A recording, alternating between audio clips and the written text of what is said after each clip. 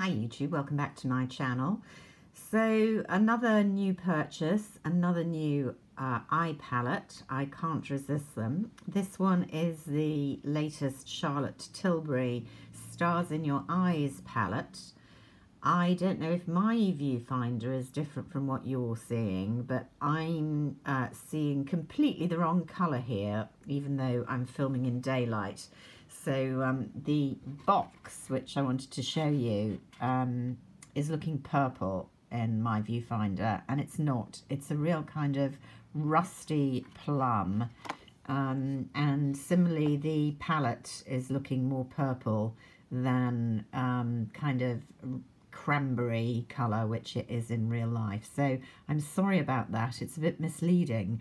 On the other hand, my nail is looking just about the right colour, so I don't know what's happening there. It's a bit weird. Anyway, let's hope the eyeshadows are looking a bit truer to form.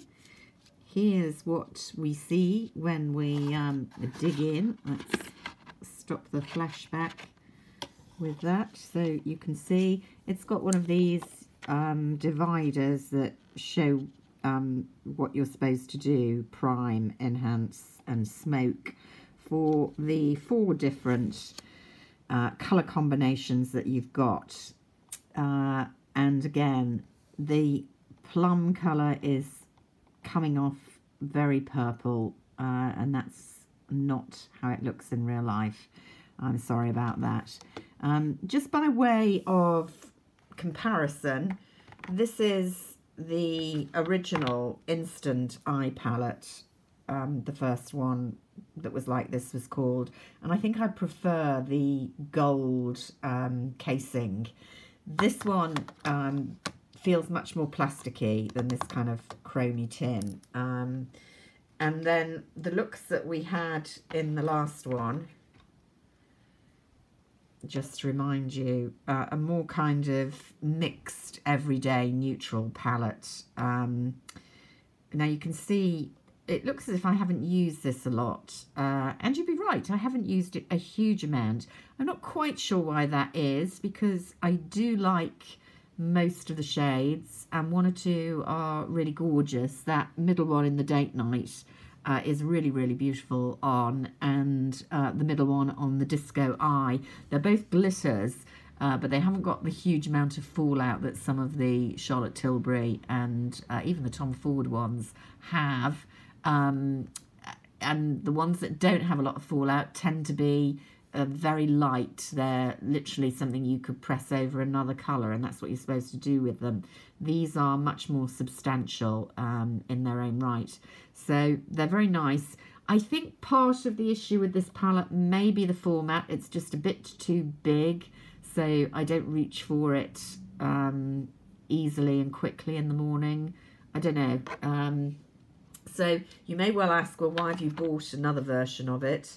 And that's a good question, particularly when I'm just very distracted by the viewfinder, where these are all looking very purple or lilac. And actually, I would probably use them more if they were purple or lilac. They're much warmer and much plummier in real life. So I'm really sorry. I don't know what the lighting is doing there. But let's have a little swatch.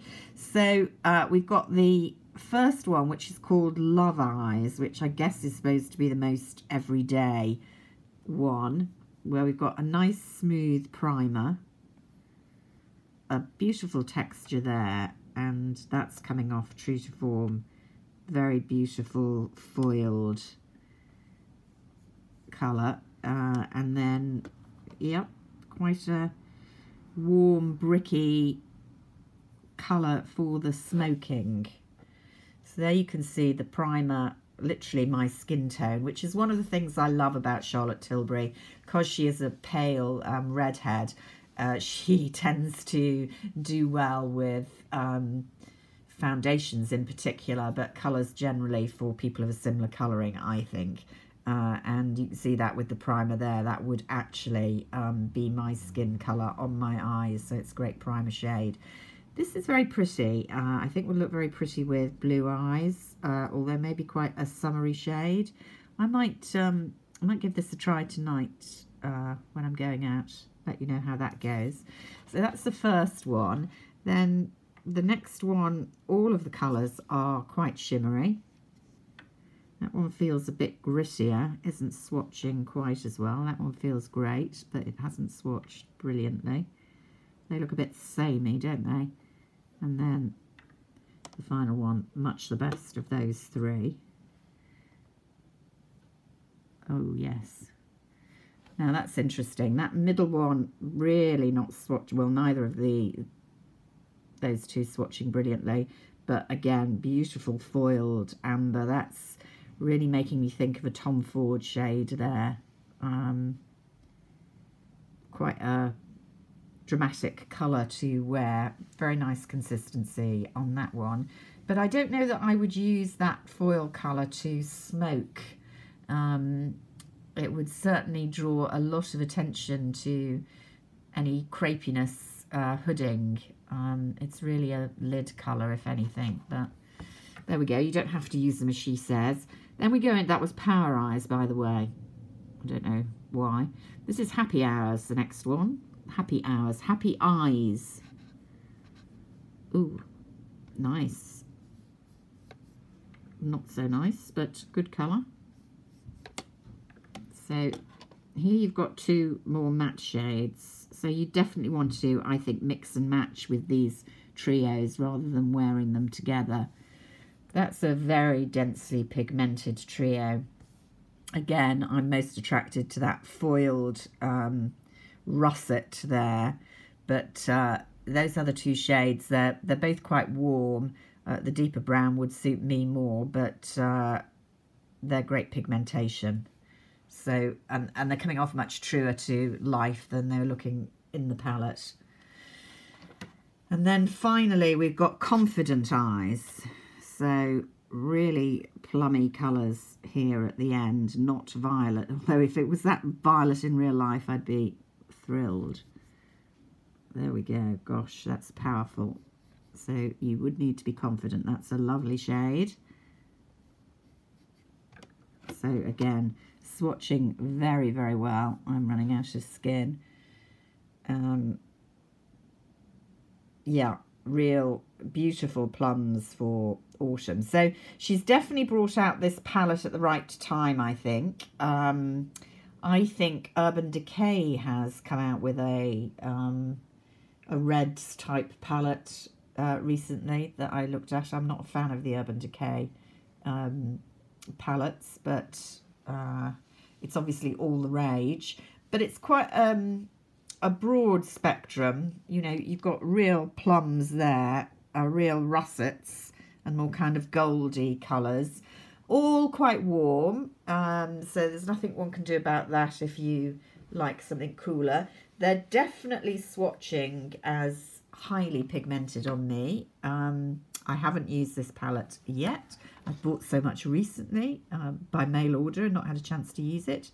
I think I'm going to have a go tonight, well, in about an hour or so, before I go out, and have a little play with this and maybe let you know how that's going. But the swatches are quite promising. I'd actually say these are swatching better on the hand than this original palette did, which was a bit patchy with some of the shades. But what swatches well on the hand or arm doesn't always work as brilliantly on the eye. That has to be acknowledged. So that's a first look at the Stars in Your Eyes palette. If you're thinking of maybe ordering it, I think it's still available on the website and other websites for other outlets now. I should know how much it is. £60, I think. So very expensive, but quite good value if you are weighing it up against the ordinary quads, because I don't think they're an awful lot cheaper from her. I haven't bought any of those recently. And of course the Tom Ford quads, although you'd be getting more product, come in at roughly that price. I think 63 when I last looked. News alert, well, I'm sure you know there's going to be a whole new tranche of Tom Ford quads hitting the shelves soon. I think about 6 or 7. And I think they're phasing out most of the existing ones, probably not the famous Nude Dip. And I hope not Coco Mirage, which I think is probably the greatest basic quad anyone can have in their collection.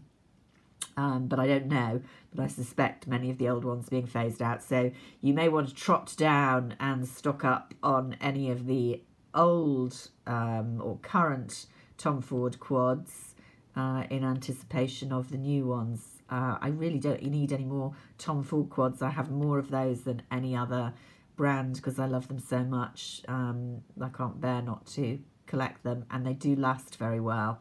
But they are an expensive addiction. Anyway, so that's the news from the hood so far as Tilbury and Ford are concerned. And until next time, bye for now.